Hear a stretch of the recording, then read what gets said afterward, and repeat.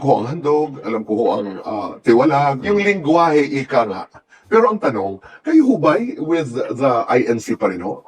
Yes, boy. Actually, handog ako eh. Talaga? So, alam mo kung ano yung handog. Handog, oo. Yeah. Pero hindi ho ba, popular notion is that you are not allowed to get into politics. Yes, that's the general rule. Kaya lang, siyempre, sa paggalang namin sa tagapamahalang pangkalahatan, siyempre kung ano yung kanyang magiging desisyon. Halimbawa, katulad ko, pinayagan niya ako, that cannot be questioned. Alright. So ako naman, isang hindi lang pribilehiyo kung hindi isang masasabi kong natatanging pagpapasalamat at pinagtiwalaan ako ng ganun. Kasi sa kasaysayan ng INC, wala silang pinayagan na tumakbo sa politika. Merong nagpilit. Pero sabi mo nga, alam mo naman yung salitang tiwalag. Mga natiwalag sila.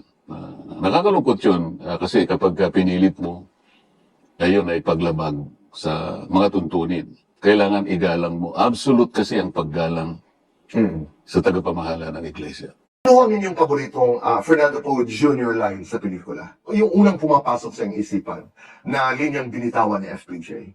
Kasi kung i-associate mo kay halimbawa sa isang pelikula na kasama niya si Eddie Garcia, puno ng salok, erap. Mga ganun niya, di ba? Kailangan ka ng kalusin. Yung mga ganyan niya. Ano po yung pangalawang linya? Kailangan ka ng kalusin. So kung minsan alam mo, pati boses niya nagagaya ko. Alam mo bang grade 5 pa lang ako? Grade 5. Sa hirap ng buhay namin, boy. Para lang makapasok ako doon sa pinakamalapit na sinehan. Dalawa lang ang sinehan sa amin eh. Freddy's Theater, Jojo Theater. Mas malapit sa amin yung Freddy's. Nagkataon, yung tinatawag doon, makanista, yung operator, pinsang buo ng tatay ko. Kapag ikaw ang nagdala ng baon, boy, dire-diretso ka Libre kang makakapasok. makakapasok ka. Doon ka pa sa balcony. At doon nakakapanood ka ng mga pelikula ni FPJ. Yes, boy. Anong kanta naman ni Tony Bennett ang kinakanta mo kay Mrs.? At pakisample po. I left my heart in San Francisco. Napakagaling. Hindi ko kayang anuhin yun eh. Hindi ko kayang Tulungan mo kita kahit isang Napakagaling naman ng unang-una. Magaling ang boses. I left my heart. Hindi nga, ano? In San Francisco. Oh, ganyan. Napakaganda. Ano ang inyong pipiliin? Netflix o YouTube? Netflix. Bakit to? Ayaw ko yung series kasi masyadong matagal yun eh. Pero nung mapanood ko yung Designated Survivor, matagal yun, boy. Napakaganda. Senator, what makes you smile? Siyempre, katulad mo ngayon. I feel at ease. I feel very, very confident. At saka ngayon lang kita nakita ng personal. Baka hindi ka maniwala na dahil siguro sa dami ng shows mo at saka yung mga taong naiimbita mo, sabi ko isang araw naman sana maiimbita ako ni Boy. Maraming salamat po. But what makes you cry? Pag nakikita ko yung karamihan, lalo na yung mga taong marginalized, kasi dyan ako galing, Boy. I was born in a poor farm in Paniqui, Tarlac. Yung lupa, hindi sa amin yun eh. So, ang tatay ko is a farmer.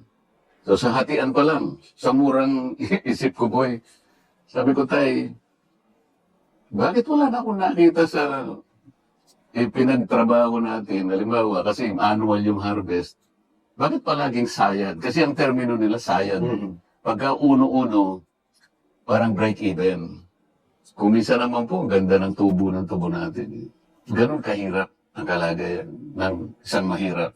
So, dahil nanggaling ako doon, alam ko kung ano yung kanilang sentimento. Ano ang pinakamalaking misconception ng mga taong hindi dumaan sa hirap tungkol sa may hirap? Ang buong akala nila, yung mahirap ay magiging masaya lang kapag naaabutan mo ng ayuda. Hindi nila alam, ang mahirap, gusto rin nila na makapag-graduate doon. Hindi dahil sa binibigyan mo. Ayaw nila yun eh. Ang mahirap, walang pinag-iba sa isang taong nakaririwasa. Meron din isang karangalan. Gusto niya, iwanan niya ang kanyang pamilya sa isang kalagayan na hindi ganun. Yung mag-iiba. Kasi nangyari sa akin yun, boy. Sa hirap namin, sabi ko, paano kami mag-graduate dito? Naisip ko yung pag-aaral. Kaya doon ako nagsikap. Gusto ko ganun din ang mangyari sa mga kapwa ko mahirap. Dahil ang aking pinanggalingan. Parang akala nila yung mahirap, gano'n na lang yung kanilang kapalaran. Hindi. Tama. Bigyan mo sila ng pagkakataon, makagraduate doon. Alam nila, gusto nila, ayaw nilang manatiling mahirap. Boy, nakita ko na yung pagbabago eh. Unti-unti, pero importante na makita mo na magkakaroon ng pagbabago mula doon sa mentalidad na yun.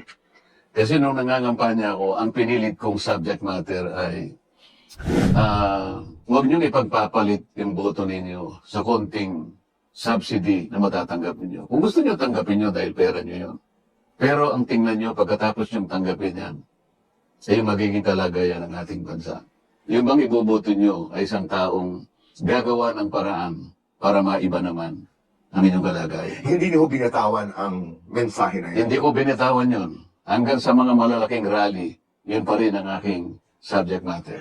Kasi ang nakakapikon ho doon ay ginamit talaga ho yung subsidiya, ika nga, na tool para sa kampanya. Na para bagang pag-aari ho yun ng ilang mga kandidato. Sinira ko yun, boy, sa pamagitan ng isang paghahalimbawa at isang paraan para mapalitan natin. Ang sabi ko, ang mga ayudang ibinibigay sa inyo ng pamahalaan, kung inyong susumahin yan, aabot yan ng 300 million o higit pa. Pero ang tinatarget na bilang ng mga mahihirap ay hindi napupunta sa kanila. Una, nakukurap din yan eh. Kunyari, yung AX 3,000 pesos yun. Pero pangkaraniwan, 1,000 pesos, kumisan 500 na umaabot sa inyo. Ngunit, hindi lahat nabibigyan. Ang target, sabi ko, na population yan ay yung 5 milyong mahihirap na pamilya, which represents at least 25 to 27 million poor, marginalized Filipinos. Palitan natin ito ng isa ring intervention, ngunit diretso. Halimbawa ka ako, ang isang pamilya na nagkukonsumo ng 200 pesos kilowatt hours, pagkaraniwan, siguro ang presyo niya ay average na 2,500 pesos a month. Lahat yun, libre na yun. Ibig sabihin, sabi ko, matatarget mo yung bilang ng taong dapat targetin. Walang corruption dahil diretso sa inyo. Wala ka kung mag-e-epal na politiko na akala mo sa kanila galing yun. At makakatipid ang gobyerno kasi nakwenta ko na yan. 120 billion lang pesos ang puhunan ng gobyerno kung ikukumpara mo sa 300 billion na wala namang kinapupuntahan kundi sa corruption din. Alam kong napaniwala ko yung tao doon. Kayo lumabas pong number 6 Number sa 6. nakaraang eleksyon. Kung kayo po yung superhero, ano pong superpowers ang gusto niyo? Gusto ko yung aking power, yung talagang may pagka-magic. Kasi nagmamadali ako eh. Ayoko nang matagalan. Pagka sinabi kong ganun, gusto ko nangyari na. Sabi ko nga kung may pagpapalit ko lang yung kalagayan ko ngayon. Gusto ko magic hero ako, hindi senador. At yung minamagic ko, ay talaga nagkakatotoo. Kasi nga sa laki, sa dami ng problemang kinasasangkutan at kinaharapan ng ating bayan ngayon, kailangan mong magmadali. Kailangan makapag-institute ka ng reforma sa lalong madaling panahon para pakinabangan ito ng tao. Anong una sa listahan na yun? Namamagicin niyo po. Ang kailangan po nating maipundar ang isang matatag na sistema para ang ating ekonomiya ay hindi kung saan-saan napupunta. Yung structure, boy, yung institutions natin kinakailangan maging malakas. Paano mo gagawin yun? Kung minsan nga nagtatanong ko sa mga kaibigan ko, kunwari boy, ikaw ang presidente sa 2028 at kinakausap mo ako. Kunyari lang naman to boy, sa ating dalawa lang naman ito. Wala naman nakikinig sa atin ngayon. Tayo lang, kwentuhan lang. Okay. Sabi mo sa akin, Sendante, tatakbo akong president sa 2028. Gusto ko sana, ikaw ang aking vice president. Alam mo, boy, tatanong ko sa'yo. Boy, sige. Alam ko, mananalo kang presidente. What can we achieve in 6 years? Yun ang problema ko. Yan ang problema ko. Given the problems the magnitude, the enormous problems that we have, that the country is facing today, what can we achieve in 6 years? Yun ang i-focus dapat ng susunod na Pangulo. Okay, I mean, susugan natin ang katanungan na yun. What can a president achieve in 6 years? I'm trying to say, kailangan seryosohin natin ano bang gagawin natin na importante because you have only 6 years. Dahil nagmamadali ka nga, sabi mo nga, Nagmamadali mga ako. immediate ang mga problema. The problems are immediate. Parang ang bansa natin nakaratay na sa malalang kalagayan. Kapag hindi ka nag-institute ng paggagamot dito, mamamatay ito. You men- Emergency. Okay. What's wrong with us? What's wrong with our culture of Philippine leadership? Nakapokus tayo sa personalidad, boy. Hindi tayo nakapokus sa mga institutions natin. We need to strengthen our institutions. Para sa ganon, kahit sinong maging presidente, yung sistema, yung direksyon, tuloy-tuloy. So paano natin gagawin yun? Senator, hindi nga sa level ng presidente cabinet secretary, regional director, ito nagawa ito ng dati, ayoko ipagpatuloy ng hindi akin. So, that continuity that you're talking about and many leaders around the world would adhere to, ay nawawala yan dito sa Pilipinas. Kaya kailangan, boy, ikaw magiging presidente, yung vice president mo, mag-usap kayong mabuti. Bago pa kayo pumalaot sa venture ng politika. Ito mataas na venture na ito, president and vice president. Kailangan pag-usapan nyo na kaagad. Kaya mabuti, nagkakaintindihan yung dalawa.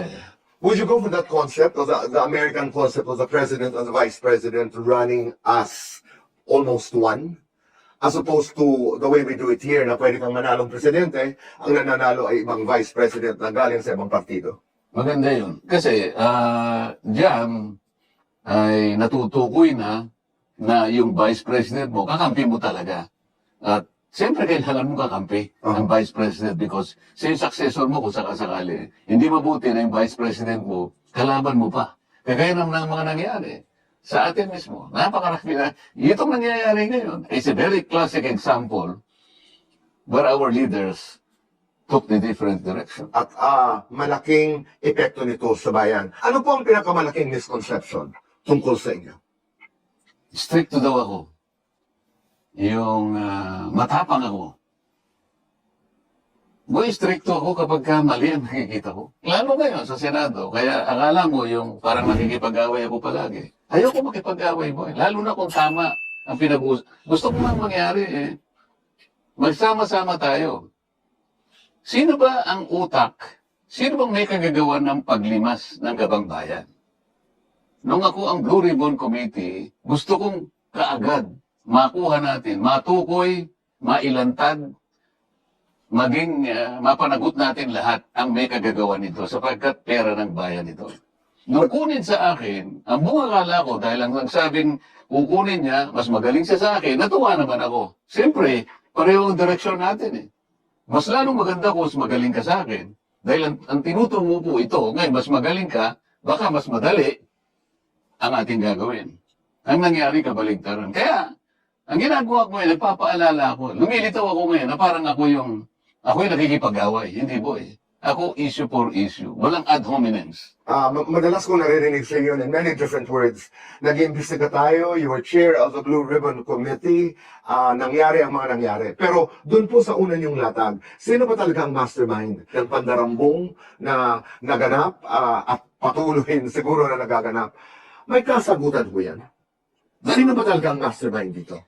Doon nilinya namin kung sino dapat ang managot. Base na rin doon sa nakaalap naming ebidensya, testimonial and otherwise, na nanggaling sa aming mga resource persons. So natukoy mula sa kanilang paglalahad ng kanilang individual short statements na siyempre, sangkot lahat It's a conspiracy. Merong galing sa executive department sa pagitan ng DBM, yung DPWH, executive yun. Sa panig naman ng House at saka ng Senate, nandun yung paglatag ng budget. Pero nagsimula yung budget sa NEP. Ang NEP nanggaling sa executive. Kapag sinala mo ito, malinaw na mayroong conspiracy. Hindi naman po pwede na nailatag ng isang tao lang kahit na ikaw ang chairman naman ng Appropriations Committee, meron ka rin namang boss eh. Hindi totoo yung sinasabi nila na, ako nga yung pinakamataas dito, but I do not control the 80 committees of the House of Representatives. I can only supervise, but I do not control. Hindi ako naniniwala doon, boy. Kasi nagtagal ako sa House eh. I spent 18 years in the House of Representatives. Alam ko ang palakad nito. Hindi ka ma-appoint na chairman ng kahit anong committee, much less or much more, the Appropriations Committee, kung walang basbas ang leadership. Kung walang basbas, specifically, ang presidente ba o ang Speaker of the House? Manggaling muna sa Speaker of the So House. in this case, hindi pwede maging chairman si Zaldico ng APRO kung walang basbas si Congressman Martin Romualdez. Yes, boy. Okay. Talagang manggagaling sa kanya. Even the Vice Chairman. Are you in effect saying that Martin Romualdez is the mastermind, alleged mastermind of this whole mess? Isa siya sa maaaring ma-pinpoint. And this is high time for Senator Ping Lacson to call him Okay. in the hearing. Right. And obviously, doon sa kanyang statement, now we're talking about the statement of former Speaker Romualdez, na para bagang for the first time, nakita ng marami sa bayan na may cracks ang relasyon niya with his own cousin, the president of this country, Ferdinand Bongbong Romualdez Marcos. Tama ho ba ang reading namin? Tama naman yun kung pagbabasihan yung revelations ni Saldico na meron siyang sinasabi, allegedly, na merong 100 billion per year na ini-insert sa budget. Ngayon, palagay ko yung statement ni former Speaker Martin Romualdez ay na-trigger nung sinasabing na aresto na si Saldico. Please explain that to us. Paano siya na-trigger with that arrest of Zaldi in the Czech Republic? Eh kung talagang na-aresto siya talaga, no? Sa akin kasi may pagdududa ako. Si Saldico, nagkaroon na siya ng previous revelations installments. At ang dami niya, he spilled the beans already. Ayaw nga siyang tawagin ni Senator Lacson sa Blue Ribbon Committee for the simple reason that he respects the interparliamentary courtesy. Sabi ko nga doon sa isang sagutan namin, nilibas ng bansa natin. You're still respecting interparliamentary courtesy? Saka ba nakakita ka kung ano? Kasi ayaw nila talagang magsalita si Saldi. Sabi ko, pwede mo nang gawin yon. Kasi kung hindi kayo advise ng legal staff mo, ako magsasabi sa'yo, Saldico can secure his own sworn statement in any country in Europe. I-apostille niya lang yun eh. And the Apostille Convention is already recognized by the Philippine Supreme Court. At inadapt na nga ito sa isang requirements natin. Sabi ko, pagka na-apostille yung kanyang sworn statement, pwede mo siyang paharapin sa committee kahit na by Zoom. Bakit hindi mo gawin? Eh, isang potential na witness siya. At dito, nagsabi siyang napakarami, tinadala yung mga mali-malitang pera sa bahay mo, sa ganito. Eh, kailangan nating ipagharapin talaga. Bakit ayaw nilang gawin ito? Ito yung punto rito. Ngayon, kapag kung nahuli talaga, magkakaalaman dito. So, kaya siya gumawa ng statement sa aking palagay, sige, nasa sa inyo. O, dilaglagan na tayong lahat. Parang gano'n ang ibig niya sabihin. I cannot be the fall guy. Ibig niya sabihin, meron mas mataas sa kanya. Okay. Napakinggan namin yung statement, pero sususukan ko lamang yung statement ni Congressman Zaldico, accusing the President of the Republic as head, actually, nung nauna niya mga statements na lalo na yung 100 billion, inutusan niya si Budget DBM Secretary, pagdating, siya ang tumawag pala sa kanya, kung tama ang aking pagkaalala, at sinabi niya hindi kaya ito, i-insert ang 100 billion, kailangan hatiin, ang 50 billion dito, ang 50 billion, tama ho ba ang aking pagkaalala? Yan ang sinasabi ni Saldico. Yan ang Tama sinasabi ni nga, Zaldico. Oo, di ba? Dumikit yan sa ating isipan dahil doon siya nagpapaliwanag na ako'y nasa baba lamang. Hindi ako nasa taas. May nagdidikta pa sa akin. Tama naman yun. Dahil kahit na ikaw ang chairman ng Appropriations Committee, hindi ka makakagalaw sa sarili mo.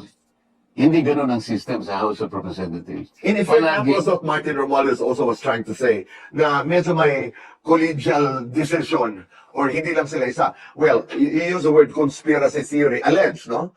Oo. Kasi nga, hindi po pwedeng walang say si Martin Romualdez. Hindi pwedeng mangyari na si Saldi lang ang magdedesisyon sa sarili niya. Kailangan palagi niya kinukonsulta ang speaker. At hindi ako maniniwala at walang maniniwala na wala siyang approval sa lahat ng gagawin ng Appropriations Committee. Doon sa statement ni former Speaker Martin Romualdez, yun ang unang lumabas. Ang unang lumabas, parang may problema na kayo ng Malacanang, parang may problema na kayo ng pinsan mo. Dahil nga doon sa kanyang reference to the executive's participation in the budget process.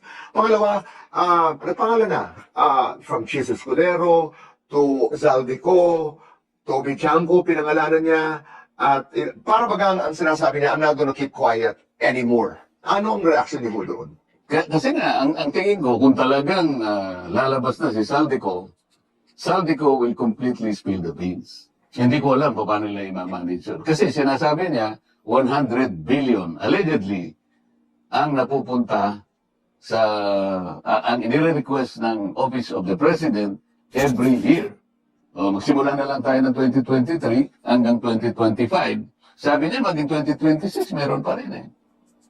So, paano sasagutin yun halimbawa? Ngayon, si Saldico ba mag-turn around 360 degrees? I don't think so. Kasi, i-reveal niya na to earlier. Eh. Pero, Sen, what is your take that the announcement that Zaldi had been arrested, kung na-arrest man, no, was the president? Yung sinabi niya na... As si presidente ang nagsabi na nahuli. Kasi ganito boy, ako, padadaanin ko sa nalalaman ko. Under the Geneva Convention kasi boy, any Filipino arrested in a foreign country, matitrigger yung tinatawag na consular notification process. That process will reveal as much detail as possible, like the complete identity of the arrested person, circumstances of his arrest or detention, yung kanyang documentation, the agency or the office, the court, or the prison, the police station, even detention facility where he is being held, and the future steps na gagawin ng state na may hawak sa kanya. This process was reiterated in many cases of the International Court of Justice. So kung hindi nanggaling yung information from a notification process, parang hindi totoo. Kasi kung talaga nanggaling sa isang consular notification process, the government must have published a summary of that. Okay. Hindi mo na kailangan pumunta sa Czech Republic na sinasabi nila na kailangan puntahan doon. Why would you do that? Why would you waste the people's money in doing that? You can check with the Czech Republic Embassy here in Manila. Malalaman natin kaagad eh. Pero boy, ba't sila nagpipilit pumunta sa Czech Republic at this point in time? Spring ngayon eh. Masyado bang maaga yung statement na ginawa ni former Speaker Romualdez? Tingin ko, na-trigger nga doon eh. Kasi kung nahuli nga, ipin-repair niya na yung senaryo kung ano mangyayari. Pero ang nakakapagtaka, even before this incident, ang mga statements lahat ng mga taong inakusahan ng involvement dito sa napakalaking ninakaw sa bayan, lahat sila inosente. Siya naman talaga ang natural reaction po eh. Pero paano mo papaniniwalaan naman ang buong Pilipinas? Kasi nga yung sistema eh. Manggagaling sa budget, manggagaling sa Office of the President, ilalatag mo yung insertion, pagkatapos may unawaan na sila sa mga allocables, May BICA, may small committee. may small committee, may BICA, may ganyan, balik-balik na ganyan. Huwag mong sabihin, ikaw ang Speaker of the House. Ano ka, bystander? Naghihintay ka lang kung ano nangyari. I don't think so. People will not believe that. Ano ba ang gusto nyo? Action o drama? Action. Sa labas ba ng mga hearings, kayo ba'y nag-uusap bilang mga tao ni Senator Lacson? Are you friends? Or do you try to be friends? Hindi eh, kasi nung pumasok ako, kaming majority boy eh. Hindi ko alam kung umabot kami ng 1 month. Bigla kaming napalitan. Talaga hindi na kami magkakaintindihan. Kasi yung ginawa niya sa akin na gumawa siya ng isang splice video para doon ay i-twist niya ang aking statement para palabasin niya na I am trying to give up a certain part of our territory. I did not say that. I will never say that. Ginawa niya yun. Sa tingin ko, walang isang mabuting tao ang gagawa ng ganun. Pag-usapan nga natin yun. Yung WPS, yung coordinates. Marami kami natututunan pag napapakinggan namin kayo nag-uusap-usap. Ano ho ba talaga ang iyong pinaninindigan dito? Ako pinaninindigan ko lang, boy, yung pinaninindigan din nila na dapat meron tayong West Philippine Sea because we are entitled to all this. Nung mapakita na natin, signatory na tayo ng UNCLOS. Alam mo kung ano lang yung pinag-iba namin, boy? Hindi ko nga maintindihan bakit hindi nila makuha yung gusto kong sabihin. Okay, sinasabi natin, meron tayong West Philippine Sea. Bakit hindi natin ma-drawing, boy?